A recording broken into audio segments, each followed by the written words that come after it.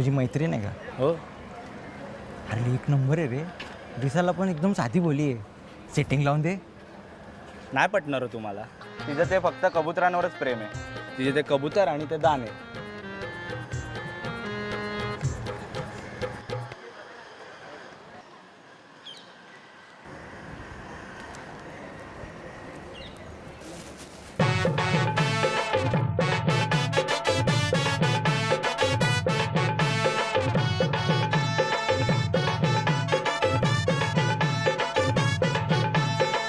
आय्या, तुम्हालाही कबूतर आवडतात?